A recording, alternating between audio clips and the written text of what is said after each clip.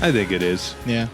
I think it's about time. It's about time to talk about my Jimmy John's sandwich order. I think it's about time that people know I'd get the meat sandwich. about the meat sandwich. I'm surprised we haven't brought up the meat sandwich before. It would be I don't know what they call it, but I think ironically, I think they called them thins. It was a roast beef thin. So it was just roast beef on like a French baguette. Yeah. And to be clear, you don't like sauce. Well, I'm not, I've learned to like things, but in college, fresh out of high school, I was very like basic with my tastes. Yes. So yeah, no sauce, no lettuce, no, God forbid, onion or tomato or anything. Nice and dry. Nice and dry. I wanted roast beef, and then I would add bacon, and the bacon was also incredibly dry. Oh, baby. That was the order. The meat sandwich. Now I've brought into my horizons. Although I haven't ordered from a Jimmy John's in a while. I don't know what I would get there. I mean, I would run it back if I'm you. Yeah, just get the meat sandwich. I would get the meat sandwich. And then they would deliver it to my apartment, which was, I swear to God, like 2 blocks from the Jimmy John's on campus.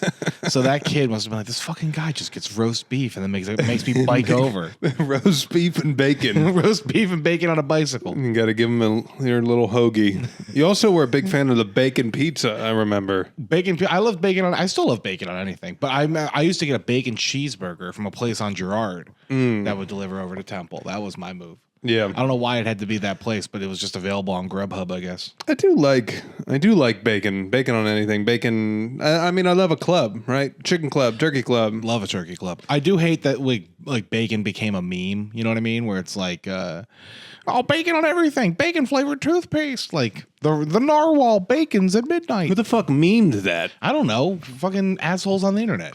It feels like hipsters who like curl their mustache. Like, what are your thoughts on bacon? What are your thoughts on turkey bacon?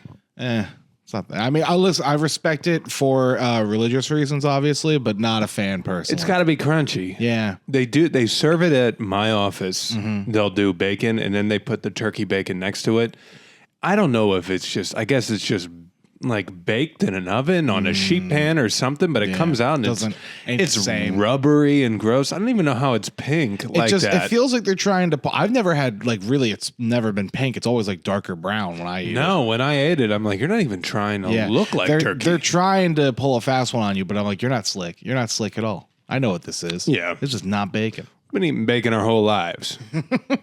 I'll eat bacon until the day I die, which my doctor says if I keep eating bacon, will be soon. Welcome to Cleveland Rocks. Yes. Here we are. We're here coming to you live on tape on a Monday. On a Monday afternoon. We made good decisions with our lives. Things are changing in our world career-wise. Yeah. And we might be doing Mondays going forward. Yeah, we'll see. Yeah. Got to see how it comes out. I mean, the show comes out on a Monday, so yeah, so it kind of feels very fitting. It feels right. Though that does mean we have to tape at least a full week in advance. We can no longer do the Sunday night to Monday. You know what? That's tough. We've done that. If another senator dies, we're fucked. We're not gonna be able to talk about it. TJ, how are you doing? I'm good, man. We just had a weekend in Philadelphia together. Yeah, we were at a party for celebrating our good friend Dan. Some birthdays here. Yeah, and now we're back to the New York hustle. Yeah, Streets hustle and bustle. that never sleep. They didn't get a wink of it. So I'm told. They were up all night. And we were coming. They were trying. They were trying. Yeah, they were trying to. They took melatonin. It doesn't work for them for some reason. I don't know. No, they gotta up their iron intake. Right? Is that what it is? I think iron you can take for sleep. Iron, melatonin, magnesium. That helps. Magnesium. Maybe that's what I'm thinking. But that's another internet trend. That's another hipster curling mustache doofus that hates bacon on the internet. You gotta take magnesium, man. Help you sleep. You won't grind your teeth. If you just take like a 5 milligram CBD gummy, you'll be great. Yeah, I'm joking about it. I do take magnesium before I go to bed. I did just see you curl your mustache like that. That's crazy. We've got another 2 episodes for you today. We're about halfway through season 5. Yes, we are. The first episodes of the new millennium. Yeah, right. I was going to say, it starts off there. They do address it right at the top. Right at the top. Yeah. God bless them. Well, let's get right into it. Season 5, episode 13. Drew and the Racial Tension Party. Oh, all right, I wrote party, but you know what? It is play. It was play. It's crucially play. This is one of those titles that I read it and I was like, oh no. Now, I was worried about what it was going to be or how it would age. I should know better that we're, 5 seasons into the show. They're not really going to make a fool out of themselves. No. I don't think. What was the date on this? I missed it. It was January 5th, 2000. It is. It's that first one. Very God first, damn. right out the gate. Yeah, so, I mean, what? We're celebrating the Winfred-Lauder centennial. The bicentennial. The bicentennial. And we obviously it's all over the store. We see 1900 to 2000 and, all of this other stuff. Mimi is dressed up. She's dressed as a 1900s woman. I thought it was centennial, no? This place has been open 100 years. No, it must be a centennial because a bicentennial is for 200 years. So every time I say bicentennial, because I will forget, just it's centennial. Yeah, it's centennial. They're celebrating this show. They're celebrating the store's centennial. Yes, 1900 to 2000. Winfred-Lauder. Mimi is dressed as a 1900s woman. We see her kind of walk in, very formal, bright blue dress. I don't think they were wearing that bright of colors. Probably not. No, I mean all the photos I see, it's just black and white. Yeah, so. It was probably just like navy blue and poopy brown. Right, navy blue and poopy brown. That was their favorite colors. Yes. And she's got a nice little umbrella as well. She's like, lady out on town. You can tell that this was before any of the Depression hit. Yeah. You can tell this is very early 1900s. We're all doing great. We don't even know what an automobile is. But yeah, no, her and Drew kind of go back and forth, and she's trying to be a formal lady, so she's not really like she has like a cane or something, and it's an umbrella. It is an umbrella. I think it's an umbrella. Yeah. Very never fancy. Mind. Yes, she's holding it up. But yeah, she looks just as Mimi as you can imagine. Yes, but she's celebrating 100 years of Winfred-Lauder. Department stores being around 100 years, like that's crazy. Especially now when all of them are dead. Well, yeah, no, exactly. Well, I wonder when Macy's was founded. When's Macy's going to celebrate 100 years? That's a great question. It's got to be up there. I think it might have already happened. Maybe. Yeah, probably missed it. Oh, it's coming next year.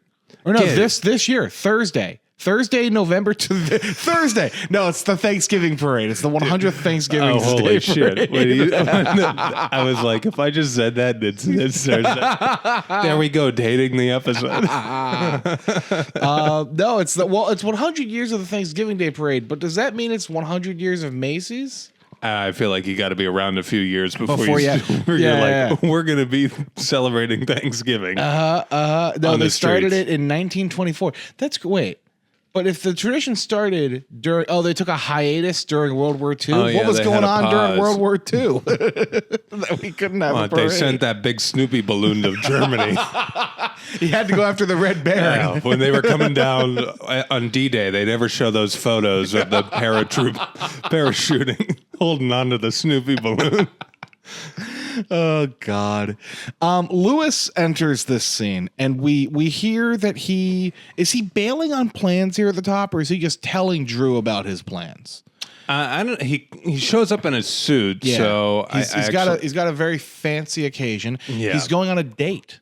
Right. And Drew questions, and he's like, is this a real date with a real girlfriend? Yeah. And we start to learn that Lewis has a history of maybe making up girlfriends to an extent that is crazy, where he creates like credit history for them and like just these insane narratives. And I mean, they ended the joke with him calling Drew and using a fake voice, and I'm like, that was the least extreme detail.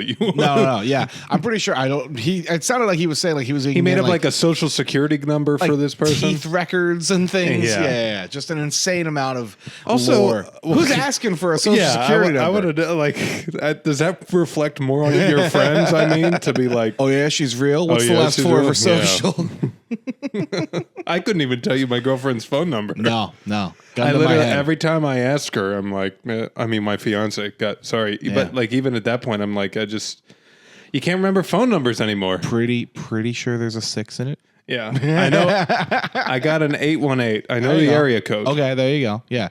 Over the course of the next 7 episodes, we will give you give you a piece of her number. And then by the end of it, you can try to string it together. So he is right to be skeptical that this girlfriend might not be real. Yeah. Now, Lewis says, no, though, I met her at a Star Trek fan convention. Right. Which is where you should pick up all your women. Yes. And he's like, he has picked up women at this before. Yeah, well, we've seen him at Star Trek Yeah, we've seen how suave he is. Oh, yeah, once he gets underneath all the plastic makeup and in the garb, he becomes a new man. Once he's a bald fuck in a costume, Lewis is a completely different creature. It's crazy. So he's gonna wrap himself with he picked up some Wrath of condoms. Yeah, I missed that. That's good. Wrath of condoms. See, it's ironic because a lot of those dudes don't need. A lot of Wrath of condoms. The usage rate is 0.001%. The dust accumulating on that is just insane. Wick comes out. He asks Mimi to make copies, and she goes, I can't do that. There was no copier back in the 1900s. And he goes, there weren't salaries for women either. And then we get the real thrust of this here. Drew, they're planning a centennial party or show for the department store. Right. And Drew is for themselves. I thought it was kind of lame. And I'm like, wouldn't you normally throw an event and invite the public and have like discounts? Yeah. But no. Couldn't you give all the employees $100 instead? Why does it rather than make them sit in the conference room and just listen to your bosses talk about old fashioned a bunch of bullshit? But Drew was tasked with finding a speaker for this that makes sense, and he's found someone. It's a guy who looks like he's about 100 years old. It is a board member. He's worked here the longest. He's a board member by the name of Arthur Crawford. Yes. Started working in the stock room in 1934. God. But you know what? He proves that he is that old because Drew goes, here he comes right now. And we see him waddle down the hall. And it's the longest waddle you'll ever see in your life. He's really taking his time. Him and Wick start shooting the breeze, just about anything. Yeah. Just to pretend like he wasn't taking his good old time. You got to have patience with elderly people. They will have zero patience with you. Yes. But you need to be patient with the elderly. I don't know. Kind of over their shit sometimes. Yeah. Well, I mean, we'll get into it with this guy, but yeah, absolutely. Yeah. Some of the baggage they bring. Just stay home. I mean, why is this guy working? Why is this guy a board member? This is insane. 1934, if you're working, I mean, granted, back then they had children working, so. Yeah. Like, how old is he? I guess it's 2000, so maybe he's not that old. He would be at least 70 if he was 1 year old when he started working at Winfred-Lauder. So Wick gets to talk to him a bit, and we start hearing about, I sold the first hush puppy here at Winfred-Lauder and all this, that, the other. The fuck is a hush puppy? Is that a shoe? Well, I guess it's a shoe, but I also know it as like a dessert. Like, or not a dessert, but a food item. Yeah, you can get it at Long John Silver's. Exactly. It's like a seafood sort of delicacy. It's like a fried ball or something. I just assumed that the department store wasn't selling them, but no, maybe he worked at the Long John Silver's at Winfred-Lauder. Maybe that's what it was. No, it probably was a shoe of some kind. But Wick goes, that's great, and then invites him into his office, and he tells Drew, he's like, this is not going to work. Yeah, you cannot have this ancient man. He's just going to ramble. And then Drew was like, I'm going to write the speech. And Wick's like, that's even worse. He starts yawning. He goes, my God. Your words out of this vessel. It is going to be a nightmare. Yeah. It's at this point, we go to see Lewis still at Drew's cubicle. Yeah. And we find out who his date is going to be. And we know her very well. Yes. Mimi. Doreen. Yes. She's there. She's dressed as Mimi. Yes. In like a little 1900s fit. And she's talking with Lewis, and she's like, I don't want anybody to know that we're together. And Lewis is like, it's going to be great, though. Don't worry about it. And then Drew comes out from Wick's office. Yeah. And he's like, here's Lewis. Because Lewis had some flowers he was handing to her. Right. Saying some nice things, and it almost looked like, from Drew's perspective, behind the wall, he was talking to nobody. He was talking to nobody, or he was rehearsing. Yeah. I do also want to say that he's like, Lewis is like, I've just never seen a woman like you. You've seen E.T. over 100 times, and then they do the finger thing. E.T. phone home. The best. So. And as Drew's walking away at the end of the scene, she does say something. She does call him an idiot. In her voice. Yes, in her voice, but Drew thinks, there's Lewis again with the fake fucking... making up a voice. Voices. Pretending. Yeah, he said it was good this time. It's a good voice. I mean, we have to acknowledge, and they do acknowledge it themselves, but to have the tallest guy in the show dating a small person is very funny. Always funny. Yeah, it's great. I saw the new Jackass in theaters. It was good. What is this? The fifth five? one. It's the five. best and last, they're calling it. Oh. And I think they're right with this because truly it was majority old stuff. Like they're but it's like Johnny Knoxville reflects on the Big Red Rocket, like stuff like that. Yeah.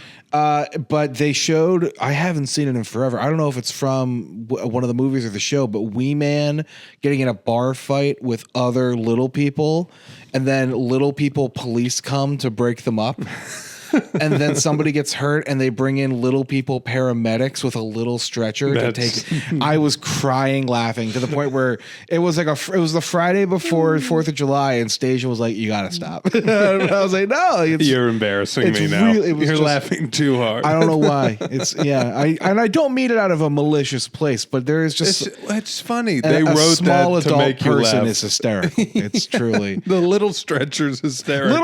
I was like, that's clearly somebody comedically wrote that. There's a lot of Jackass where it's like, oh, this is just a funny idea. Yeah, but like the idea of writing a comedic beat by beat of like it's just chef's kiss. It's so good. We come back from titles and we have the beginning of the Centennial show, and it's a fashion show. Yes. We're going through every decade of women's clothing, and Wick for some reason is our MC of the evening. Right. They bring up the 80s, and that is Kate O'Brien. Kate O'Brien is modeling the 80s fashion. She's very Madonna-esque. Yes. And we even get that punctuated by a joke from Wick where he's like, and if you know who O'Brien is, it'd be funny to say that she's dressed like a virgin.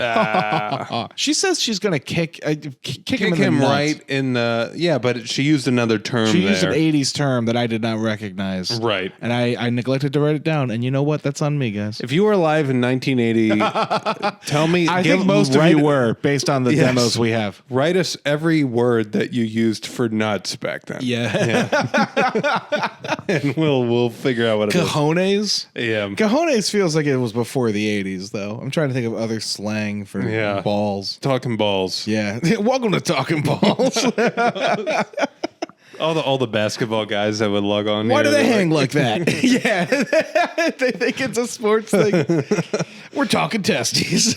So in this fashion show, though, they do have. I guess they didn't. I was like, why did they end in 1980s? I guess they weren't going to do 1990s fashion because they had just gotten out of it. They just got out of it. They were still in it. Yeah, but I do like that the next beat here is the future. They look all forward. The way to the year 2525. Exactly. And they bring out Mimi as the future woman. Yes, and a giant hamster wheel ball. Hamster wheel ball, kind of reminiscent of like Wipeout or something. Like, yeah. Well, now they make those for kids to just go in and run into each other. Really? Like yeah, they're like them. They're toys. I guess it is cheap enough to buy. I don't know why I only have seen it on television before. Yeah. But no, she's dressed also in like a silver sort of reflective outfit inside of it. Well, you know how future people dress. Yeah, you know. Chrome. They love metallic. It's all chrome. Yeah.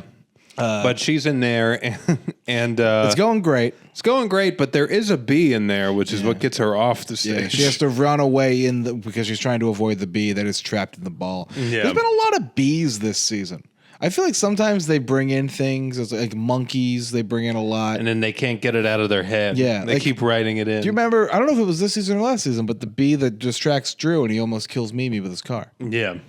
I'm just saying, a lot of bees. What would be the worst thing to be trapped in one of those plastic bubbles with? Quicksand. In the yes, because he can't move. So okay, sorry, you're not. I'm just making it clear. You're not correct. Standing on top of quicksand no, in correct. the bubble. No, it is quicksand is coming into the ball. Oh, that's tough. Right? Everybody's like, oh, a scorpion. No. Fucking quicksand, dude, because then you can't move. Everybody's like a scorpion. It makes you think. You know, the internet's all like, shit. What's the worst thing to get stuck in a plastic bubble with? What do you think? I'm Scorpion's probably up there. Scorpion's pretty bad. Or just like a one of the bad spiders, I suppose. As opposed to the good spiders. They weren't good spiders. Charlotte Yes. from Charlotte's Web. Yes, Yeah. Charlotte's adorable. Spider-Man. Spider-Man. Trying to think of other good spiders. There's not a lot of great spiders, I gotta be honest with you. Fair. Well, what about the Harry Potter 2 spider? Isn't he nice? He's big. They do attack him, though. Yeah. Yeah, with you just the gotta car. They drive the car into him. Isn't that right? You got to stay on his good Fly side. the car. Yes. Sorry, nerds. I didn't. Yeah. No, there'd be. Look, I think the bubbles are not practical. I think back to COVID, everybody was like, "Oh, we just got to get in our own bubbles and we'll walk around." I don't think the bubbles are practical to definitely not urban life like we live, but yeah. Well, how do you drive a car? They had the Bubble Boy in Seinfeld. Bubble Boy and he lived upstate in his Bubble Boy, and he had his plastic hands, but he still liked to play board games. Sure. The Moops. Yeah, that is the thing. They didn't have hands for Mimi. Like there wasn't any like glove sort of thing. No, you're in there and you're stuck. Yeah. But it's the future. Maybe everything just comes to you somehow. Right. Well, it's all like you probably wear your meta glasses in there anyway, and yeah, you can do it all. Listen, if I can get DoorDash here, I'll just eat and goon. We'll be fine. Yeah, definitely want a goon in there. All right, that's it. And that's the end of the bubble talk. We didn't talk about the smell. No. So anyway, after Mimi leaves, Wick introduces Arthur, Mr. Crawford, to start to give his speech. And he starts with like this very tame joke about like, I'm so old that when we started, we didn't say hello, coworker. We said Hail Caesar. Yes. And then Drew wrote that joke. He thanks Drew. He's like, Drew Carey, who helped me write this speech. The problem, though, is Mr. Crawford is about to start going very off script. He's got his part of the speech. And I don't think people really know that it might not be written down there.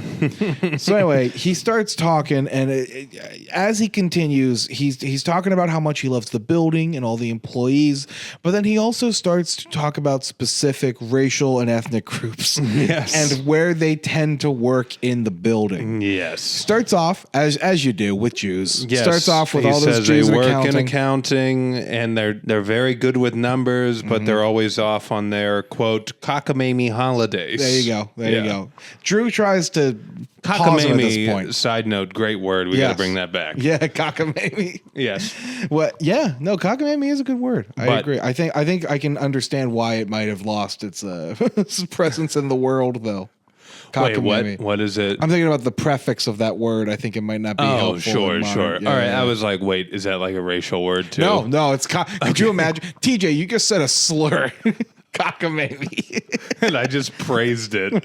Like, what a great word. We got to bring that back. I did. I will not name names of anyone, but we had a list for CBS of things that you could not say. Like, it was just a quick sheet. Like, so we didn't have to bother standards and practices with everything. Sure, yeah. And there was, it's pretty innocuous, like on its face, but there was a racial slur for Japanese people listed there, but it just said slur. It didn't specify like it was for Japanese people.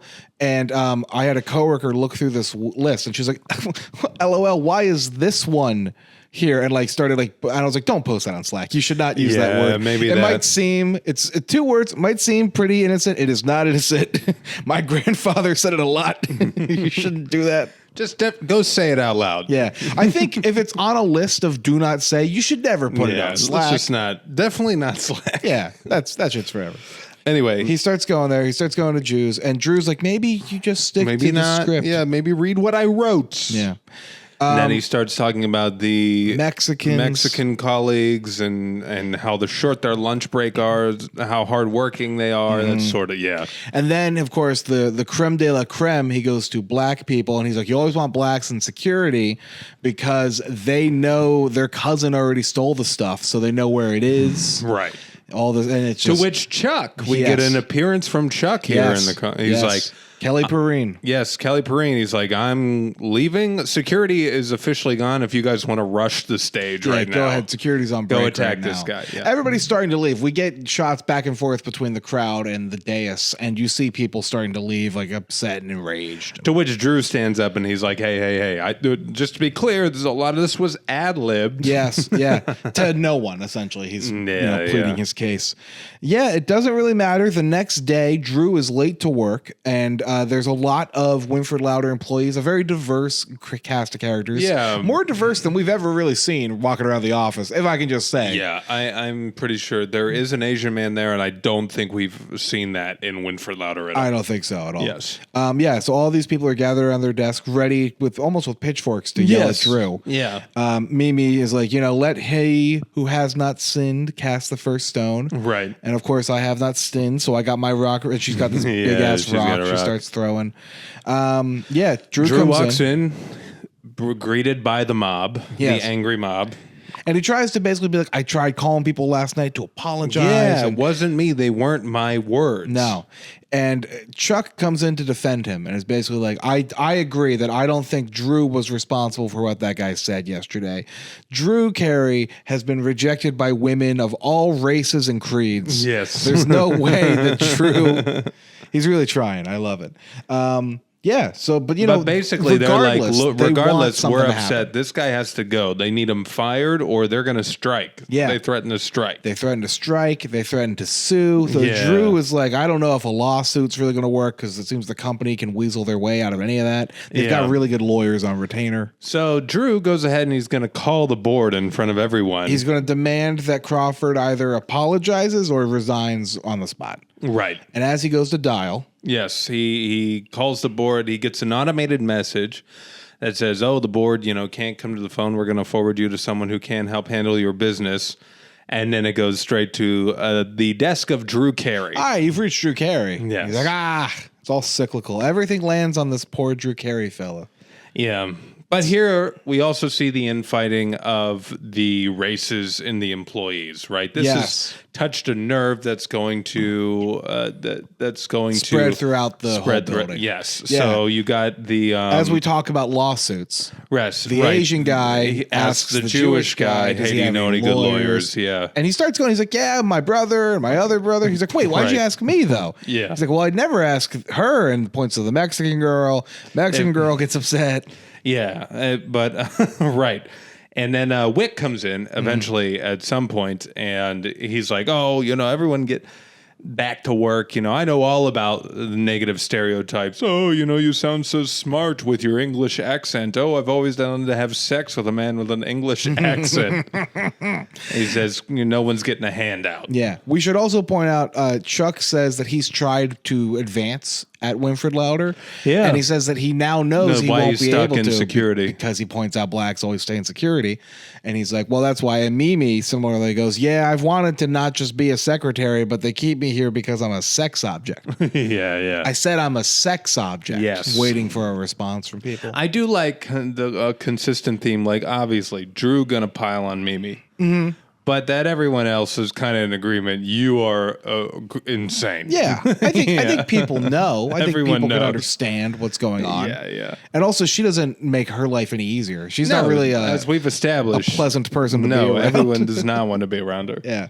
So anyway, Wicks basically demands that Drew do something about this. He doesn't want to have to deal with a strike or a lawsuit or anything that could disrupt the workplace. Right. The only way that Drew can see to make that happen is to talk to Crawford. So the next scene, we go up to the boardroom. Yeah, he's going to go right up and address him face to face. Yeah. Drew's like, can I pull you for a second? And he goes, no, you can talk to me right here. I loved how blunt he was. Yeah. Well, old man. That's talk about stereotypes. Old man stereotype. Yeah. Blunt. Yeah. To blunt the point. As hell. I'm trying to find the actor's name really quick just to give him his flowers. Yeah. Hansford Rowe. His name's Hansford. Shout out Hansford. Yeah, Rowe.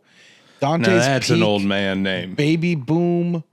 This is just IMDb credits. I don't even know. 3 Days of the Condor. Whoa. I've never in my life. Oh, he did an episode of Modern Family. This guy can't be alive anymore. No, he's definitely 2017. R.I.P. Yeah. RIP. Damn, he didn't even make it to COVID. He didn't easily want to know. 2017. What was going on then? Was he in that flight that crashed in the ocean, or was that later? That was earlier. Earlier. You probably saw that. You mean like that Mid-Atlantic yeah, the one flight? that does MH370. Sure. Well, you remembered the call sign. But I didn't remember the date. Nope. Anyway, anyway, he tries to pull him. He won't. He says, if you got something to say it here. He's like, I think the only thing that will make employees calm down is it's for you to resign. He goes, I ain't going to resign, but if you got the guts, you can fire me. So Drew was like, all right, you're fired. You're fired. He said if I had the guts. And he's like, you can't fire a member of the board. I'm on the board. Like, who the fuck are you? So that was a good. But then we get another board member being like, listen, this seems like it's a human relations issue. Yeah. Consult the HR handbook that we had made. See if there's anything in there that can help you, and you'll figure it out. Don't worry about Crawford, who has his encyclopedic knowledge of the Winfred-Lauder history, was like, yeah, this helped get us through the, hairy-legged women of the 70s or whatever. So. Yeah. We'll soon come to learn, too, that HR handbook might be showing its age as well in terms of how it says things. Yeah. But anyway, back at Lewis's apartment. I don't think we see Drew's house at all in here. Right. We go to Lewis's apartment, and Lewis and Doreen are on a date. They're playing video games, drinking, having a good time. Yeah. Lewis keeps in the booth. I do love that his furniture is still just a restaurant and a spare restaurant. Forget that they're right up there, man. Yeah. They're in the booth, and Lewis is kind of flirting with Doreen. He's like, I love you outside of that Mimi makeup. Like, you look so much better, and your eyes look brighter. And she's like, oh, are you just flirting with me? And he goes, no, I'm trying to distract you so I can win the game. Yes, and he destroys her Death Star in whatever game they're playing. And then she's like, "Oh, those were N64 controllers, right?" They were not. Oh, they were not. I thought they were at first. They did not. Like, they could have been maybe Sega Genesis or something. Okay, sure. I don't know, but they did. They almost looked like the N64. Yeah, I was gonna say they had like the gray color, and they also had They looked bulky. Damn. Anyway, she returns the favor too, though. She's like, I really like the things that you were saying about me there, and then bang, also destroys his whatever Death Star. Yeah. As they're flirting it up, though, having their date, Oswald knocks at the door. Yeah, Oswald's home, and he hasn't met Doreen yet. And Lewis is being like, he's really coy about this. I'm wondering what the thing is here. Is he? At first, I thought, is it going to be he's ashamed that. About like a stigma around dating a little person or something. Yeah, I'm like, are we gonna touch on that? I was like, that feels like a weird Drew Carey show subject, but maybe. Yeah. Well, along with racial tension, why don't we also address little people? Loop in little people. Yeah. So anyway, they go run to hide. Yes. And Oswald, she's like, let me go hide. And he's like, that's easy for you to say. Yeah. Would be smaller. They're very good at hide and seek. Stereotypes. Oswald comes in. He's looking around. He's like, oh, Lewis, are you here? Is your mystery girlfriend here? And he looks down and he sees Doreen's heels. Yes. Or shoes. Whatever. And I'm pretty sure they were flats, but we don't have to get into it. And he makes a conclusion that we will see in a minute. And he goes, oh, my God. Takes the shoes and runs down to the Warsaw. Yeah, he runs to go see Drew and Kate down there. Interior of the Warsaw. We see Drew and Kate there with the handbook, and Drew's trying to consult it, trying to figure out what Winfred-Lauder HR recommends you do in a situation where there is racial tension. Yeah. And their suggestion, dead ass, is you should have a play. You need a play. You need to put on a theatrical performance to teach employees about... you and I, really not that different. Yeah. And what we learned is, they say it in the bar, he's like, it's just a ripoff of West Side Story. Yeah, it's essentially West Side Story. Again, the handbook shows its age because it does say like you should ask homosexuals because they're really good with design and they like making costumes and sets. And Drew's like, I don't think this is going to go well, but we say it shows its age, but neither of us have ever worked in human resources, and I'm just wondering how they talk about us. How do they talk about the people? Yeah. Huh? It's not I'm sure. Yeah. HR must use stereotypes. Like, do they just dumb us all down into stereotypes too, and then we have to play by the rules? Yeah, but they can play it. They can play it off in a different way. Play by the rules. We have to be considerate to our colleagues, but they get to do whatever they want. Yeah. But okay, so I can't get a raise, but I also can't be rude to Mark. What the fuck? Anyway. Yeah. So Mimi comes in though while Drew's like all down about this. Mimi comes down and she has a chunk of hair that she says she got from the cafeteria during the race riots. There are race riots going on at Winfred-Lauder. And Drew realizes now the urgency with which he has to act. Yeah. In the middle of all of this, Oswald runs down with Doreen's shoes. He says, Lewis has jungle gym fever. I love it. In this specific scene, we get some of my favorite phrases that we've had. This jungle gym fever is very funny. Yeah. And then Doreen follows down and grabs her shoes back. She calls Oswald an idiot. And she's like, it's not what you think it is, you know. Lewis comes down. They all realize what's going on. And she tells Lewis, she's like, I just don't think this is going to work out, unfortunately. And Lewis is like, I really like it. Why don't you think it will? She was like, kiss me without looking silly. You're too tall. She says, I like tall guys, but you're a 2-day trip. I love 2-day trip to disguise a huge man. Anyway, she's like, try to kiss me without looking stupid. So like he leans down and puckers and he looks goofy. Yeah. And he gets on one knee and he tries to posture in a way. I'm not going to lie. I put myself in Lewis's shoes when I watched this. I'm sure you did. And I would not that like, I mean, I don't know how tall Ryan Stiles is, but like I'm tall enough that it would be awkward. And I don't know. What do you get down on one knee? How do you do that? How tall are you? 6'3". So you can write that down for the record, folks. Ryan Stiles, 6'6". Ooh, wow. Yeah, he's got 3 inches on him. Damn, he's a big boy. Ryan Stiles, a full foot bigger than me. Ryan Stiles could pick me up and throw me in the air. Probably not. Ryan Stiles, lean down and kiss Shane without looking stupid. I bet you can't, Ryan Stiles. So, but anyway, he can't figure out how to do it here. Mm-hmm. Yeah. So Drew, though, again, he's like, I guess we're gonna put on this play. Oswald goes, oh, but West Side Story a lot of people watch that. There's still a lot of racial tension in America. Yeah, it doesn't seem like it's solved much. And Drew goes, just shut up. Yeah. So the next scene. Wow, Oswald has one good, smart thought. Yeah, right? And Drew shuts him down. Yeah, he doesn't normally have great thoughts. Yeah, he's like, that's not your place, smart guy. So we see the next night. I want to point out they are staying late. These Winfred-Lauder employees. Yeah. The gang and Drew are putting on a play. It's basically a ripoff of West Side Story. Yeah. Drew comes out to start the announcement. The crowd is obviously disgruntled. They know what the fuck is going on. And they know that this is really not going to do anything. They're Somehow they have him. been punished for someone else's words. Yeah. It's crazy. But they're heckling him. They're saying, I think at one point a guy just goes, "This sucks" during the play. But the actual play is you got housewares. You had Mimi come out with Gonzalez, I believe. Yes, the Hispanic woman. Somebody and then, else. Doreen?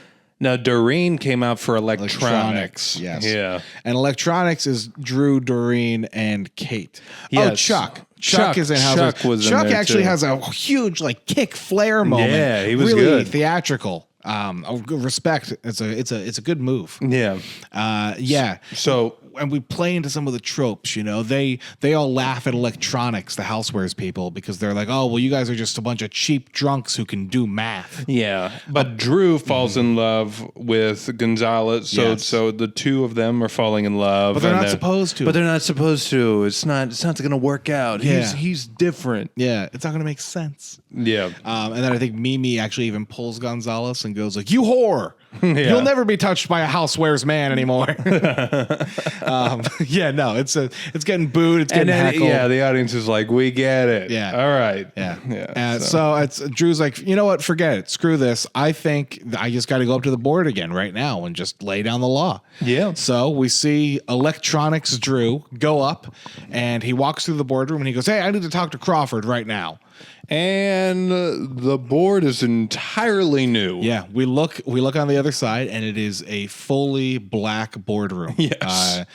Including at the top a man by the name of Mark Carey. The character's name is Robert Sollard. Are you familiar with Mark Carey? What's he done? He was on Talking Dirty After Dark in 1991. It was a Martin Lawrence film. Oh, okay. And then his breakout role was Hanging with Mr. Cooper on ABC. All right, I have not watched either of those. So this is kind of he got a big response. He did. Audience. It was clearly this is a known entity. Mm-hmm. Though I want to point out, Mr. Cooper had ended in 1997. I'm reading the wiki right now. So the show was so maybe they were just happy to see that. Yeah, see him back, see him working again. And as we'll see at least in the next episode, we will continue to see. Yeah, well, I mean, they've established him now as a reoccurring character that he's going to have to be there because the whole reason that there is this shift. Yes. Wick is in the boardroom. He stands up. He's like, yeah, well, the Dutch caught wind and they sold it. They sold off Winfred-Lauder. They realized this was going to be an albatross around their necks if they just kept these old racist white guys for really no reason. Yeah. Because it's not even any of the Dutch guys. It's just a bunch of Winfred-Lauder. So they all got the boot. I thought they sold the company. No, never mind. I mean, sold that store. Maybe I was wrong. Maybe I was wrong by that. Yeah. Oh, no. I think the Dutch kept it. And I think they just replaced management. Just replaced all the management. Got it. I believe. Right. Yeah. So, yeah. So anyway, Drew goes over to introduce himself. And Robert Sollard is like, oh, is this guy you've been talking about? And he goes, yeah. I'm gonna just leave. Oh, Wick misses an absolutely incredible dap up. He has no idea how to the British he and tries black guy and handshake. It ends with like an awkward chest pound. Yeah. He doesn't really know what to do with his hands. So that's fun. And then that's where the scene ends. We've resolved it. Crawford is no longer with the company. No, and now we get the recurring theme of Wick not knowing how to handle black culture. It's true. Englishman being awkward. I was going to say the British historically not great with black culture. Right. I would argue. All right, we get a credit scene though before we get to the next episode. I didn't catch all of this, but I'm pretty sure Lewis is on an imaginary date with an imaginary woman. Yeah, named Judy. He's replaced. Well, Doreen. I guess the Doreen thing, we're just going to nip that in the butt. That's not going to work. Yeah. And So he's pouring wine and then getting into an argument with Judy. He has his arm around just the air. And then Judy leaves. They get into an argument and she leaves, quote unquote. And Oswald comes in. Yeah. And Oswald wants to start seeing her. Yeah. He's like, what's up with Judy? He's like, we're not seeing each other. I'm not seeing her anymore. Yeah. And he's like, well, could I see her? He goes, it'd be kind of weird. Yeah. Classic those Would two. Would you let me see your imaginary ex-girlfriend? Sure. Good luck dealing with her. Fucking mess. Yeah, I'd let you see mine. Yeah. She's 7 foot tall. Oh, there you go. So yeah. Try to kiss me without making me look stupid. Goofy, dude. She could pick me up and down. Amazonian woman. Oh. So that then brings us to the next episode. Season 5. It kind of really parallels nicely. Yes. Season 5, episode 14. Kate works for Drew. Yep. January 12th, 2000. In the year 2000. We didn't really. So we got, as we were getting into this ep, I was like, oh, you know what? It's interesting. We didn't touch on the Kate Drew dynamic at all. Yeah. Not even a little bit. There's like a fresh episode, like a bottle. It was like, this is an original thought, the new plot thing, and no Kate and Drew romance issues. Very workplace heavy, actually, in a way that we haven't for a while. Speaking of that, I wanted to start off the pod talking about this, and I forgot. We have talked a lot about the absence of Larry, Ian Gomez. Yeah. And we've been worried about, where is he? What's going on? Well, we had a comment left on YouTube by a guy by the name of Steven. Steven, thank you very much for leaving this comment. Yes. Right now, in the world of the show, The Norm Show is also airing, Norm Macdonald's sitcom. Oh, okay. Ian Gomez is a regular character on that sitcom. Now, it is also produced by Bruce Helford, who does the Drew Carey show. Yeah. So it's all kosher and blessed, I'd imagine. But yeah, we get no Larry because he's busy. He's got a busier, bigger role, I'd imagine. Yeah. And I'm sure he will be back. He will be back, because, probably. Spoiler, I think the Drew Carey show outlasts the Norm Show. Yeah. I'm pretty sure. Yeah. I would think. Mm-hmm. The Norm Show, that did not last. I think it lasted 2 or 3 seasons. Yeah. And this lasts 9, obviously. But so anyway, that's where Larry is. Thank you, Stephen, for the comment. Thank you, Stephen. Absolutely.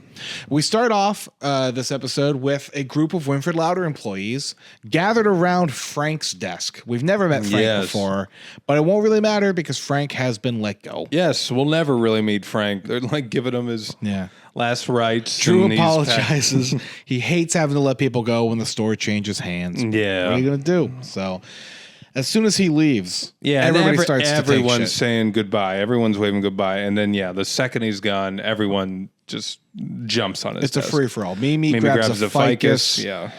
Drew is like, hey, you animals. This is a human being. He left this photo of his family in a beautiful Art Deco frame and takes it. Do you ever get anything good from an employee? Or how about maybe not stealing from an employee, but like when you leave the office, do you ever take anything good? Oh, well, I always, actually at my old desk, at my old network, I had, my whole desk was set up with just things that like people who would leave the company or like they would give that shit away. So there would be like this centralized area out in here where people got food. Yeah.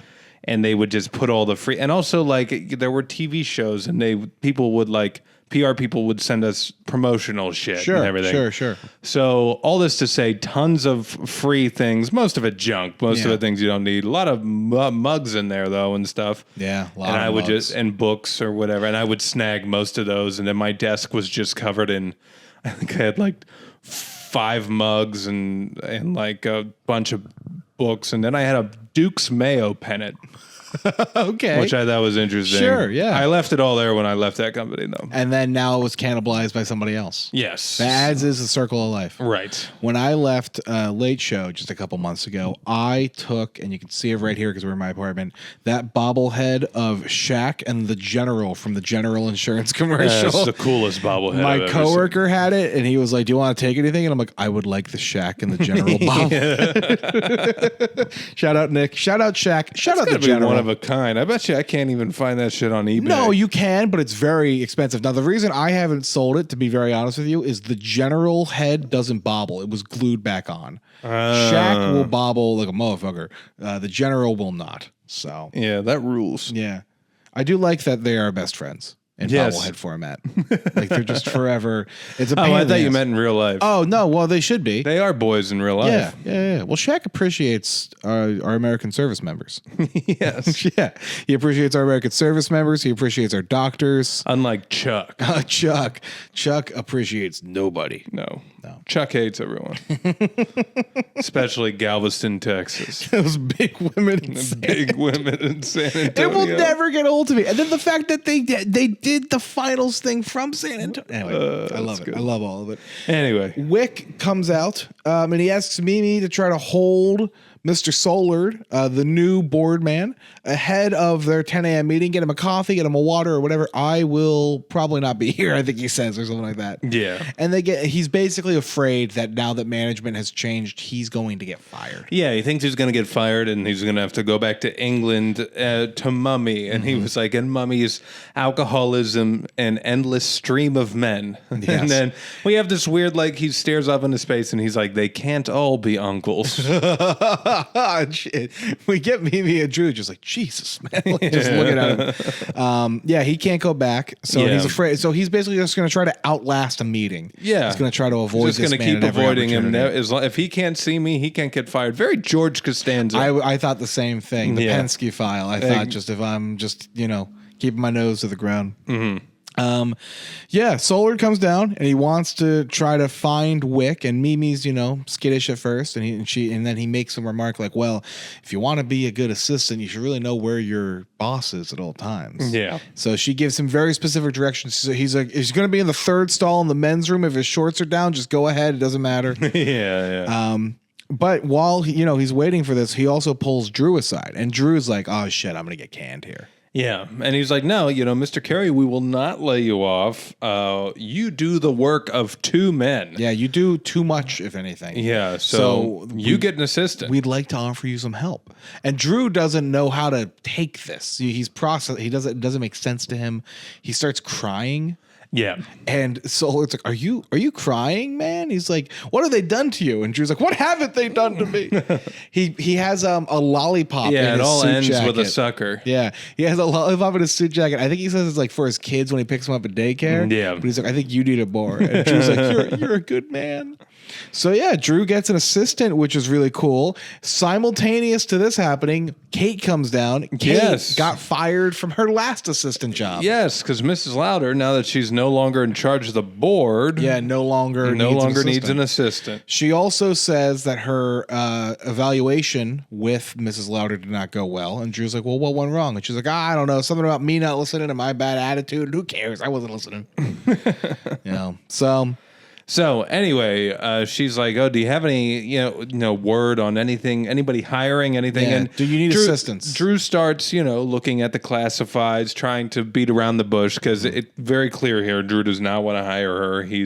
She's like, "No, what about something at the store?" And he's like, "Well, do you have any experience bathing the elderly?" Yeah. And Enter Mimi comes in to ruin Drew's pivot. And she goes, "Oh, didn't you just get offered an assistant by management? Aren't you hiring for an assistant?" Yeah, and then she's like, my work here is done. Bye-bye. Yeah. So, I mean, look, I understand Drew's perspective on this, though, because it is very messy. Well, he just got into a relationship with a woman Kate, of his dreams. and he knows her so intimately. Yeah. In terms of, like, when he got her a job at Winfred-Lauder, he was kind of her report, but she was in a completely different, she was on a different floor. Even if Kate was good at the job. Yeah. It would be icky. Yeah.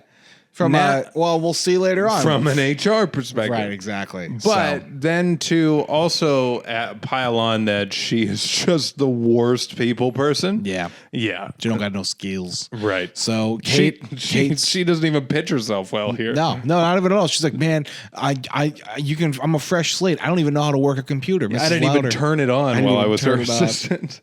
So So Drew reluctantly goes, yeah, sure, you can be my assistant. And they embrace, they hug it out. And she goes, are you crying? And he goes, oh, I only cry when I'm happy, And then Drew gets his first call. Yes. Yeah. Yeah. He gets his first call and she answers it. And she goes, Drew Carey's office, he's busy right now. Hangs the phone right now. Why'd you do that? Oh, we're talking. Yeah. It's not going to go well. It's not going to go well at all.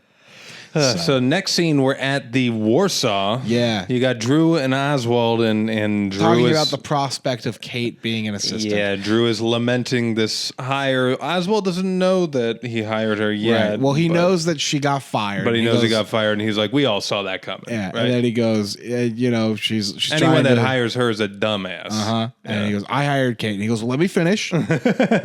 Nah, I don't got anything. Yeah, it's pretty bad anyway you spin it. It's pretty bad anyway you spin it. Lewis walks in wearing a damn neck brace. Our boy is injured. Uh-oh. He wrenched his neck a little bit. You ever had to wear a neck brace? Never. No, I've never had a neck brace. Have you? Me either. I've had the cone of shame, but... Why did you have that? I was kept gnawing at my stitches. There you go. Yeah, you can't have that. Did you really have to wear a cone around your... No, that'd be crazy. Imagine I had to wear a dog cone. I don't know. Do people have to do that?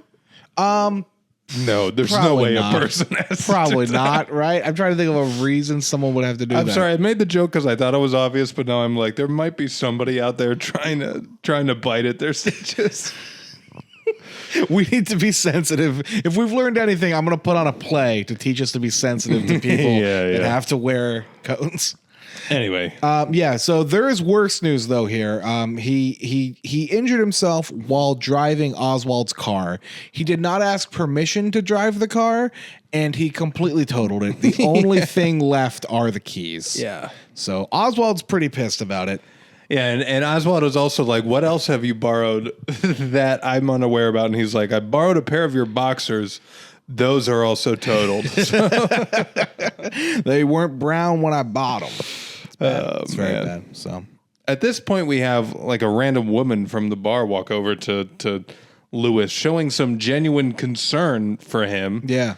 And that part is whatever, but we find out that they're going on a date together. Yeah, so we got a back-to-back episodes where Lewis is going on some dates here. Lewis is making himself available. Making some moves. And Oswald also gets upset. He's like, oh, you didn't even tell me about this either? He's like, no, you're my roommate. Why would I tell you? Yeah, why would I say anything? So despite the fact that they are more than roommates, they are life brothers. Yeah, come on. They are intertwined forever. Yeah, forever. I just thought it was interesting. Oh, because we don't even get a name here. I think it is Leslie. I'm looking at the IMDb now, and it says Leslie. It says Leslie, and it's played by comedian Judy Gold, New York staple Judy Gold. I just don't even. I didn't remember them naming her. No, in this I don't scene. remember either, and I kind of forgot even about this scene. And when she reappears later, I was just like, "That's weird." Right. Well, then when she reappears later, I'm like, "Oh, so the date went well." I guess it went well enough. What are they dating? The way she casually walks into the house, it's like she's part of the gang. It's like she's been dating for a while. Yeah. Anyway, so the next scene, we're in the office. Right, and it's Kate's first day, essentially. Yes, but before that, Wick, we have this whole thing with Wick continuing to try to avoid the big boss. Yeah, Mr. Solard. So he comes up to Mimi. He comes up to Mimi and he explains that he's been watching. It was the X-Files. It was the X-Files, and he's mastered the art of hiding in somebody's blind spot. Yes,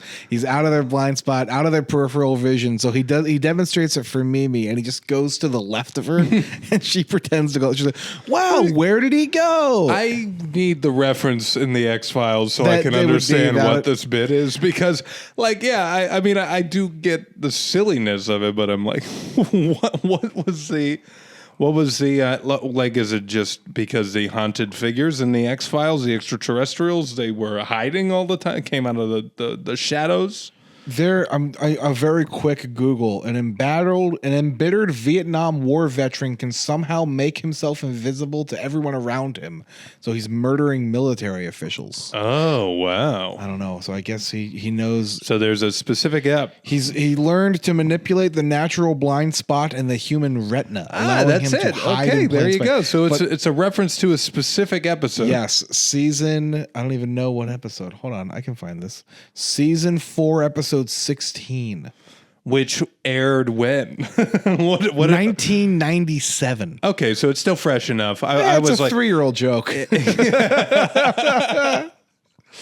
Oh, man. Anyway. Whatever. Yeah. I don't think Wick is an embittered Vietnam War vet, though. I don't think he has the skills that this man might have. No, he does not. And he clearly does not, because at that point... When Solard comes over... Solard comes in, and Wick immediately tries to hide. He says hello, and then he's trying to, wiggle to the side, and... Eventually, Solar's like, if you don't buckle up and get some damn work done, you're a complete idiot. You're fired. Yeah. The board's going to see this, and he's like, if the board can't find me, just twisting like a moron. We didn't even really find out here what he had to talk to Wick about. No, because we thought he was going to get fired, but clearly he's not. Clearly he's not. He just had some things to talk about. Yeah. And Wick is just avoiding doing the work. He's making it worse. Mm-hmm. Yeah. Absolutely. So, anyway. It's at this point that Drew walks in, and he's wondering where Kate is. Yes. Where did Kate go? Because it's 10:15. Right. And she was supposed to start at 10, I guess. Yeah. Or 9:15. I don't know. Well, I think it was 9:15. Sure. I don't know very many. Guys, you ever get unemployed enough that you just kind of forget when regular starts? people's day What's my day supposed to be? I don't know. Pretty sure it's 9:15, and she's 15 minutes late, Drew assumes at this point. Mm-hmm. But to Drew's surprise, Kate comes in here. She's all, dressed professionally. She has coffee for Drew. She has some paperwork that she got in early. She got in at 7. She got in at 7, did some work for him ahead of time, and was just busy doing that. That's why she's late. Hey, I want to do a good job for you. Yeah. So she's ready to kind of show her skills. Yeah. So Drew puts her on her first task. Yeah, her first task, she needs people to email in their vacation from a particular department. I think it's housewares. Housewares or something. And so she gives a call down. Yeah. And she's like, hi, this is Drew Carey's office. Listen, if you want to put in your vacation time, we're going to need it soon. Yeah. And then there's something on the other end, and she goes, oh, well, that's fine. If you don't want any vacation, that's all right. If you want vacation, we need it by noon. Yeah. Hangs up the phone. Yeah. So snaps on this person. Drew's like, you can't talk to people like that. They're not going to respond well. Yeah. And then to Drew's response, there's an email bing, and all of a sudden, oh shit, all of Housewares got me their vacation dates just like that. He's like, Or I guess they do. That does work, and I just look like a moron. Yeah. So now with all this extra time, Drew's going to go linger by the candy machine. His favorite pastime. Yeah. Yeah. It's at this point, too, I think we get Janet. Is that right? Janet comes up to talk to Kate. Yeah. So she's looking for parking spots. I guess Drew had assigned new employee parking spots or something. So Janet comes over and she asks Kate if she can give her parking spot. And she gives an offhanded comment about how, oh, well, I know this is why I didn't get the thing. I got to sleep with Drew if I want to be his assistant. Right. So Kate goes, Janet. Oh, yes, Janet the skank. Yes. And then starts to be like, well, your original parking spot was like B5. Row B or something, but now it just got moved to the top floor and ZZ99. Yeah. I would recommend just taking the bus. It'll get you there faster. We can't have you park in the original spot because it's a skank free zone. Just really hammering home. This girl's a skank. Yeah. Yeah. Kate plays dirty like that. Yeah, she does. Yeah, Actually, she does a lot. Don't cut a bitch. No. You know what I mean? We there's also a cleaning that she denies. Yes. Right? A dental cleaning. Yes. Because of somebody ate her yogurt in the fridge. Yeah, so it's because we can't. Your dental issue is not a pre-existing condition. Yes, because I had yogurt in the fridge 2 days ago that had my pre-existing name on it that you ate. Yeah, so she's really not great with being the people person. No, but she is getting shit done in a way. She's kind of cutthroat. She has her she's kind of dressed like an executive, and she's got her legs up on the desk. In the scene where we see the rejection of the pre-existing condition thing, she's got her feet up, like you said. She's got a headset on. Yeah. Drew comes over and he's like, I mean, things are getting done, but I just wish you could do it a little nicer. Like if you just could. Wick comes over and he's like, she says if you don't want to see how the cow is slaughtered. Oh yeah, Mr. Drew Carey. You want to eat the burger, but you don't want to see me slaughter the cow. Yeah, isn't that something? And Wick comes in. He's at first you're like, you're cutthroat. I like it's great nice job, to have someone O'Brien. with some balls in here. Yeah, great job, O'Brien. And then she leaves to go do something, and he's like, you gotta fire her. Yeah, fire the crazy bitch. And he's like, what? And he's like, yeah. And I thought you said she was doing a good job. She's drunk on her tiny power. Yeah. Yeah, which is kind of true. It's true, and he cannot have it. Right. He also is really curious to see a guy fire his girlfriend. Yeah, it's another twisted medieval torturous thing he wants to put Drew through. Yeah. He's like, you can't do, what is it, your rub and poke or anything anymore? He has some weird British phrase for sex. Yeah. And he goes, oh, Mr. Wick, I hate to tell you this, we haven't slept together yet. And he goes, ha ha ha, even more delicious. I was like, why did Drew? Well, offer what? that? You don't think if they slept together, we would have known by now? I'm sure they would have told us, but I guess think there's going to be a big song and dance number when they sleep together. Well, now it has to be, right? Yeah. Because fireworks over Lake Erie. It's just like I wasn't thinking about it, and now what they've done is they've put the little bug in my brain, like, oh, they're not even intimate yet. Yeah. And they're still going all through the hoopla of this relationship. Absolutely. There's going to be a song. And what do you think it is? I don't know. I'm like, I know these predictive parts probably aren't fun for the people who watch the show. I think. But here I am. I'm like, is it going to be like she's not really attracted to him and it's going to be a whole thing about that? Oh, and then that's how this ends, you think? Is it going to be like, together? Yeah. I think they can't really get there. I think what's more likely is like Drew's too nervous. I think Drew worries about his performance would be my guess on the episode. So then like he gets too into his own head or something. Yeah, that's probably it. And I think that's how it's going to be. And then I think it would be really funny if right after they have sex, they no longer date. I don't know why, but that would be really a funny way to get out of this. That's the way it ends. Mm-hmm. Yeah. Because we can't have him. I mean, we know that Kate doesn't stick around forever. No. We can't have him dating Kate for the rest of the show. Oh, no, not at all. Not even a little bit. I feel like that would, it's already it has too much effect on the plot already. Oh, yeah, for sure. Yeah, it's complicating. This would have been a fun, but like now it's like even more complicated in general because we need to have like a come to Jesus, I still love you sort of thing at the end here. Yeah. Anyway, neither here. Anyway, so Drew has to fire his girlfriend. And I guess he does it without telling her. Yeah. Well, has he done it yet? Because they get to the next scene, right? The next scene, they are in the kitchen. Yeah. And it's just Drew and Oswald, and Drew's talking about how to do it. Yeah. I believe. He's worried about it. He's like, I don't want to have to fire Kate. And Oswald offers up a solution. It's well, tell her you're transferring her to a store that doesn't exist yet and then pay her out of your own pocket until she dies. Yeah. And Drew's like, I guess I did ask if you had any ideas. Yeah, that's on me. That's on me. But he's like, I really just want to make her feel like, it's not going to be the end of the world if she's fired or anything. Right.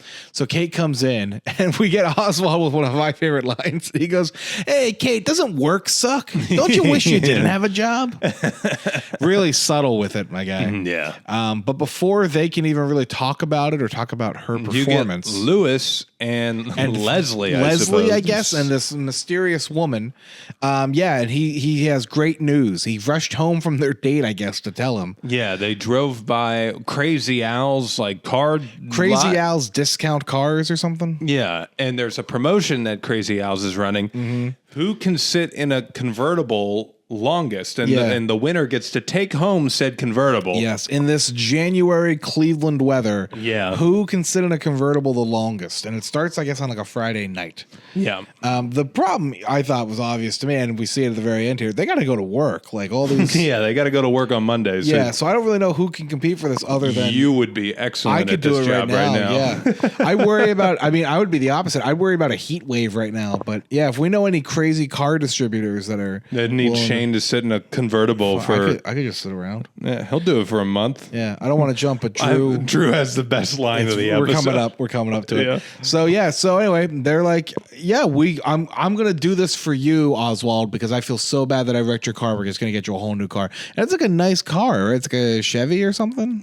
Yeah, I mean, I don't know. Yeah. I didn't Fuck catch it. It's the a model. nice car. It's a nice car. It's a convertible. Trust us on it, or watch it. I don't know. Yeah, it's all on YouTube. I don't even know what Oswald was driving before, but it was we probably don't a piece actually. of I shit. would guess it was a piece of shit. Absolutely. Yeah. So, and then for some reason, I guess everybody starts. Oh, you know what it is? Kate starts coming on hot and heavy because Drew starts making out with her. Drew was kissing her, and Kate's like, "Oh, I'll get the stadium blankets. Yeah, we can do a lot under the stadium blankets to stay warm." Yeah. He's also trying to maximize the amount of times he's still going to get to kiss her because he's worried about the job thing. Yeah, he thinks it's going to be the end of it. Yeah, so he's like, just it's going to might be a long winter. Just storing those away. So Drew and Kate start kissing, and then Lewis and Leslie start just making out. Yeah, and poor Oswald's just left there alone. Nobody there. Calls over Speedy. Starts licking Speedy. Speedy's licking him back. He's like, yeah, now who feels awkward? Yeah, they all stopped and they watched him kiss a dog. Yeah. White people shit is what I'm told. Kissing dogs. Kissing dogs? Yeah, that's what I've been told by a couple of black people that it's white people shit. It's white people shit. Yeah. Like, how though? Like letting a dog kiss you on the face specifically. Oh, yeah. Okay. That's white people culture. Now, who's doing the peanut butter thing? That's what I would. Whose culture is that? Who's doing? Honestly, also white people. That's some white people shit. Absolutely. Well, yeah. So we then go to Crazy Al's discount cars or whatever, and we meet Crazy Al, and he's like, "So we'll have to stay in the car, and you can't get out unless it's a designated bathroom break." I'm glad they worked in designated bathroom breaks. Yeah, that was going to be my first question. Yeah. Did they have to wear diapers? Do you think you could pack food? Yeah, you probably have a couple snacks. We don't see them snack though. No, I would love it. No, but you know what? We do see the young college boys have a thermos. That's true. Oh, and they all have beer. I mean, they're bringing beers. They were drinking, sure. so yeah. I'd like to pack a nice little cooler with like deli meats or something. God, the more you're saying this, the more I'm like, I just got to go fucking find a car dealership. Just go win these contests and then sell the cars. I'm going on Google. It's a career right now. Yeah, I'm gonna just start looking up cars. There's got to be some crazy guy in upstate New York that's like, I'm gonna put you in a convertible in a heat wave. Yeah, fuck it, whatever. I'll melt in your car. Leather seats. That would be awful. Oh yeah, that'd be real bad. Black leather, baby. Yeah, no good. Anyway, we then I do like the intro, Crazy Al's intro to this competition. He's like, and why am I doing this? Everyone's like, you're crazy. He goes, that's right. Everybody's sick of this guy. You can tell. It's Lewis, Oswald, Kate, Drew in one convertible, and then the other one is these hot young college boys. 4 college frat guys, essentially. Yeah. And Drew, waves to them and he goes, "Hey, neighbor, just want to say good luck." And they go, "You're dead, old man," or something like, "You're going down." Yeah. And that pisses Drew off, as it should. Yeah, Drew was trying to be good. Drew's all about good sportsmanship until you rub him the wrong way. Yeah. So he hits him with a line about how he is guaranteed to win this. Yeah. This ass sits all day. I sit at home. He's like, it goes from office chair, toilet, couch, bar stool, rotate that 24/7. Yeah. I was built for this. All I do is sit. This ass is going to chew you up and spit you out. Yes. Yeah. Then I'm sure it will. Absolutely. Yes, it will. If anybody's ass could chew up and spit out 4 college boys. It's Drew, baby. So we kind of just see them, hanging out, sitting around. They're drinking some beers at one point. The gang isn't. Our folks aren't. No, they are. They were drinking? Yeah, they're all throwing them into the middle. Oh, I didn't see that. Yeah. I missed because that part. Oswald points out, he's like, "Oh, look, our beer race competition paid off." Yeah. One of the frat guys in the back of the convertible just pukes all over the back of the car. That's good. Yeah. Oh, there goes that new car smell. There goes that new car smell. Yeah. Womp womp. They're basically just trying to, beat these guys out. And we get these like intermittent like shots of Cleveland showing that time has passed, and then the most important scene here, Kate's like, "You know what? It's cold enough. I'm just going to call Winfred-Lauder. I'm going to have them deliver us sweaters." Yeah, which I didn't even know was a thing that you could do, but they don't do delivery. Yeah, Drew says they don't do delivery, and she's like, "I got these people so scared they'll do whatever I want." Mm-hmm. So she calls the store. She's like, "Hi, I'm Kate O'Brien. I'd like to use my company card." Yeah. And then we hear, and she goes, "What? I'm fired? No, I'm Drew Carey's assistant. What do you mean not anymore? Here, I'll put him on." And then Drew gets on the phone and he's like, "Yeah, I haven't told her yet." Yeah. Real smooth of Drew. Way to go, Drew. So yeah, Drew has to now explain to Kate that she is canned. And also stuck in the car with her. Yeah, There's a great scene where, the physical comedy with Kate reclining the chair. Yeah. Putting her hand up and reclining the chair away. And meanwhile, the Oswald and Lewis are so scared, they're hiding in the back behind the stadium blankets. But you know what? Shout out. Oh, yeah. And then Lewis is like, "Go after her, Drew." Yeah. Shout out Kate for not getting out of the car and ruining the competition. Oh, I was worried that was going to be the gag. I was like, "Oh, this is going to be the end?" No. Yeah. That's this. No. And that's kind of, it almost speaks to something I love about this show. Is no matter how messy it gets, their friendship, this little foursome's friendship, does seem to prevail. Absolutely. Yeah. I mean, shit, it's so important to them, this friendship, that they argued it in court a couple of episodes ago. Like, they're absolutely down for it. So, yeah. We then, the montage, it continues to get later and later. At some point in the night, Lewis and Oswald move to the front. Drew and Kate move to the back. Yeah, and Drew and Kate is now, she's even sitting on the back part. She's sitting on the trunk. I did wonder if this was allowed. I guess that is still on the car. Crazy Al says it is. Crazy Al, we follow his rules. Does you think Crazy Al's related to Weird Al? Well, it could be. Weird Al was in this, right? Am I wrong? No, he was in the arc where Drew is the rock star at the Hotel. Oh, Ramada. Yeah, they replace him with Al, Weird I think, Al. or something. Yeah. Anyway, they're sitting in the back, and we get Drew kind of putting a cassette into a boombox.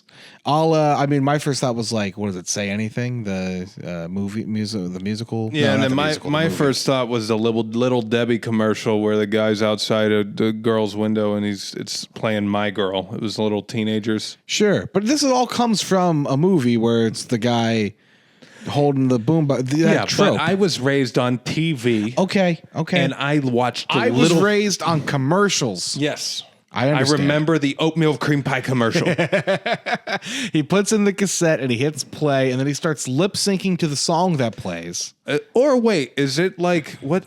Does it come from? Because the guy has the boombox on his shoulders or something, or his head, or in the movie, he's just holding it up. He's holding it up outside of his car. What movie? God, I thought it was called Say Anything, but I don't know. Wait, is it not? Oh, man. I'm like screwing it up with The Breakfast Club. Yeah, Say Anything. 1989 romantic comedy Say Anything. It's John Cusack holding up the dang boombox. You know what? Yep. Okay. Never But mind. he can't obviously hold it up outside of a car because he has to stay in the car the whole time. Yeah. So anyway, he put in the tape. It's playing Kenny Rogers. Kenny Rogers' Lady, and Drew starts lip syncing along. We did look at the YouTube version to see they use another royalty free song that we do not know. And it's actually incredible because this one, it's hard to edit around. Yeah, he like lip syncs. Part of it is like, I'm trying to win back my lady. Like, you know what I mean? Like, it's like literally they worked a joke into the song, or the song is in a joke. Right. It's supposed to go. Yeah. So he pauses it though, and he's basically like, listen, I'm sorry. I was worried to tell you about you getting fired. Yeah. They didn't like how you were treating people, and I was worried it was going to impact our relationship. And he was like, I just, I didn't want you to break up with me. He's like, she's like, why didn't you say it sooner or any of this? And she inevitably is just like, look, I'm not going to break up with you. I love you. Yeah, I'm not going to break up with you over a job. Right. I love you, Drew. It's great. So they kiss and make up. They continue to sleep in the back of the car. Time passes, and Oswald wakes up, and he's like, hey, Lewis. But Lewis won't answer. So he goes, oh, no, he's dead. I never told him I loved him. And then Lewis wakes up. He's like, I thought I heard somebody said they loved me. So anyway, at this point, they're getting kind of sick of it. Yeah, they realize that everybody except Kate has to go to work in like the next couple of hours. Yeah. So this has to come to an end. So Lewis has, I guess, the perfect idea. He's like, I hate that it has to come to this. He opens the driver's seat. He grabs a snowball, scoops a snowball, throws it at a guy sitting on. Now there's the kids, right? The kids sitting on the side. He's like sitting on the door, basically, of the convertible. Yeah. So Lewis, strong arm Lewis Krasinski. Is that what his name is? Yes. Kowinski throws the snowball. Hits the kid, falls back. Crazy Al down comes the middle, running out. Yeah, Crazy. What did they have, an alarm system on that? Crazy Al. He heard footsteps. Crazy Al was watching the cameras. And he was like, "Oh my god, that's it! You guys win the car!" And they're all excited. I can't believe the college guys didn't protest that more. Well, they tried to. Where's the challenge? Yeah, where's the that was the a ball. Yeah, that was the ball. Where's the instant replay? Oswald says, "Hey, look, you guys might be getting a better education and you'll get better paying jobs. You're all going to marry beautiful women. Yeah, but I'm going to drive this car until the day I'm dead." And that is a wrap on that episode. We do get a credit scene where Oswald's looking at the manual. He's like, oh God, all of this just to adjust the mirrors? Right. He's like, I'm never going to figure this out. He's such a beautiful mind. And then there's a knock on the door. Lewis goes over, he opens the door, and he's pelted with snowballs. Yeah. Assuming the college kids are back. Yeah. So he closes the door and he goes back to Oswald. He goes, actually, it's for you. And then Oswald gets up and goes to. So it's a good gag. Good gag. I do. You're right. It was interesting. I didn't think about it at the time that the first episode doesn't really address the Kate relationship at all. No, it's the first time since it's happened that we don't really even reference it. No, not even. So, but yeah. Anyway, I'm hoping the best for Drew and Kate. I do hope at some point they sleep together, and that's got to be what ends it. Yeah. I mean, now we've put it in our heads. We've talked about it. We've addressed it. It's going to be, you're right, it's going to be a song and dance. Yeah, it's going to be a whole meal of an episode, I'm sure. I bet if I looked right now, there's like an episode called like Drew and Kate Sleep Together or something. Yeah. Something, they're not really subtle anymore with the titles. I know we brought this up last time, but somebody backed me up, by the way. There were only 2 titles thus far that don't have Drew's name in it. Oh, yeah. Another YouTube comment. Yeah, they're just, That really would be the easiest thing for us to check. Yeah. I have a list of the episodes. Oh, we have all of them downloaded. And yet we won't do it. We will not do it. Because we're committed to ignorance. We are committed to ignorance on this podcast. But anyway. Thank you for listening. Thank you, guys. We love y'all. As always. You can follow us on Instagram and now on TikTok. Oh. At Cleveland Rocks Podcast. We out there on the TikTok. TikToks are kind of blowing up, some of them. So shout out to the TikTok audience. If you're here. The youth wants Drew content. Yeah, is what I'm saying. The youth really does want Drew. If we you're need to impart our knowledge on them as the bridge generation, really. Yeah. We're the bridge. If you came here from TikTok, thank you for subscribing. And if you want to leave us a 5-star review, even if you're not from TikTok, I won't say no to that ever. So Hell no. You can email us, clevelandrockspodcast@gmail.com. We've been getting a lot of spam emails. I will not respond to the spam emails. I do not need Viagra. My car's extended warranty is not expired. I don't have a car. I guess you guys are just signing us up for that shit. Is that what it's about? I think it's because it's a public email on the internet. Like you can just copy and paste it from the show notes. I think it's just going everywhere. So anyway, yeah, that's a wrap. That's it, boys. Thanks, and y'all. girls. Take it easy. Later. Have a good one.